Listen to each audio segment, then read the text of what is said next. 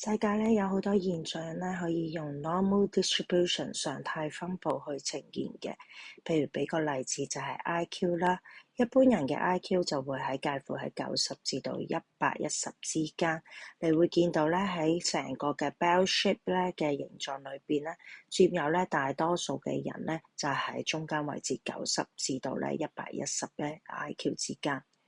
咁當然啦，亦都有啲人好聰明嘅，譬如愛因斯坦啦 ，IQ 去到140至到160嘅。咁呢個情況底下咧，你見到啦，佢哋只係佔咗好少嘅人數，又或者 IQ 好低嘅，亦都同人哋佔咗好少嘅人數。所以我哋咧當 plot 翻一個 graph sheet，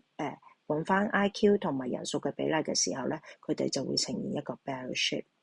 咁唔同嘅現象咧，佢嗰個咧嘅 bell shape 咧嘅窄啦，或者闊有唔同嘅，咁就要好睇咧佢個 standard deviation 有幾多啦。咁不過咧，為咗咧去方便去表示啦，又或者我哋會發現咧呢個現象底下咧，原來咧好多時喺 mean 嘅加或者減一個 standard deviation 咧，佢哋佔有嘅 percentage 咧係講緊咧68%。如果係加減兩個 standard deviation 咧，就係95%；加減三個 standard deviation 咧，就係99.7% 嘅。咁要留意翻啦，嗰個咧成個 bell shape 咧，其實係無窮無盡嘅，得嘛？咁所以咧，其實咧，所謂嘅100減咗99.7嘅時候，剩翻個 percentage 係講緊兩端加埋嘅。咁所以喺計算一個 percentage 嘅時候咧，要小心留意究竟要邊一部分啦。咁我哋可以睇睇啦，呢條題目佢話如果有一班嘅學生去咧去做一啲嘅調查啦，發現咧佢哋嘅 IQ 個平均數咧係102，然之後咧有68%即係介乎喺88至到116之間嘅。咁68%呢個好熟悉嘅數字啦，就擺明咧係一個 mean 加減咧一個 standard deviation 嘅位置嘅。咁即係話暗示咗啦，其實咧只要將個 mean 減翻一個 standard deviation 咧，應該係變成細啲嗰個咧嘅 IQ 數值，即係88。又或者將個 mean 去加翻呢一個 standard deviation 咧，就變成咧一個高啲嘅數字116。咁我哋咧解翻條方程就係咧 standard deviation 等於14啦。B 個條我哋睇睇啦，佢話如果咧個 percentage 咧想問咧個學生佢有 IQ 嘅數值係低於144嘅話，佢所佔有嘅 percentage 有幾多咧？咁我哋就可以睇睇啦，究竟144距離個 mean 有幾多個 standard deviation 啦？咁我哋會發現咧，其實只要將102個 mean 加翻3乘以144嘅 standard deviation 咧，其實係14嘅話咧就會變成144，咁即係話加咗3個咧嘅 standard deviation。咁嗰個所佔有嘅 percentage 就係講緊咧呢度 highlight 咗整個嘅 area， 直至到咧個 mean 加3個 standard deviation 啦。咁我哋計嘅時候可以點計咧？因為咧頭嗰一 part 咧其實係無窮無盡嘅咁樣，咁所以咧我哋就將佢100斬開一半就變咗50%。咁剩翻呢堆係點計咧？就係頭先其中一個數字啦，就係話99.7% 係講緊加減3個 standard deviation 嘛，我哋就會將佢得開除以2，就會剩翻咧係講緊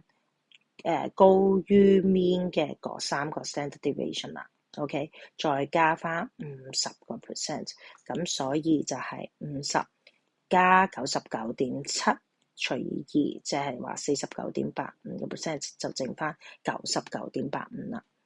好，最後啦，C 嗰題啊，佢話啦，如果咧有 top 嘅2.5% 咧，係被譽為咧係資優生嘅話，咁究竟 IQ 高過幾多？即係話高過 K 啦，當佢係資優生嘅話，咁即係話 K 嘅數值係幾多咧？換句話，即係話 IQ 高過幾多，就係呢班資優生啦咁樣。咁我哋就要睇翻啦，呢個咧嘅成個 standard deviation 嘅分佈嗰個 percentage 啦。咁咧，你會發現咧，其實就如果頭先啱啱 B 咁我計到啦，係咁如果去到咧3個 standard deviation 嘅話咧，應該係去到99.85%，係咪？咁即係話剩翻最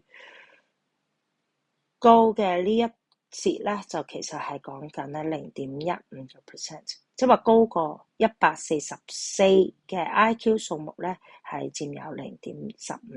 0.15% 嘅，咁就點都咧唔係講緊題目想要嘅2.5% 咋，咁所以我哋退而求其次啦，會唔會係低過會唔會係 mean 加翻2個嘅 standard deviation 呢個數目，而高於呢個數目嗰堆所佔有嘅百分比係2.5% 啫，咁樣，咁我哋咪可以計一計咯，因為我哋記得啦 ，mean 加減咧2個 standard deviation 咧嗰個 percentage 係講緊95%，OK， 所以我哋將佢斬開一半啦 ，OK， 咁就係咧講緊42.5啦，然之後再睇埋咧前邊嗰一半50，加埋其實咧就會係97.5%，咁即係話咧，如果全世界人減走咗呢個97.5% 嘅時候咧，剩翻嘅就係2.5%，就係咧一個高過2個 standard deviation 咧嗰橛人就係2.5% 咋。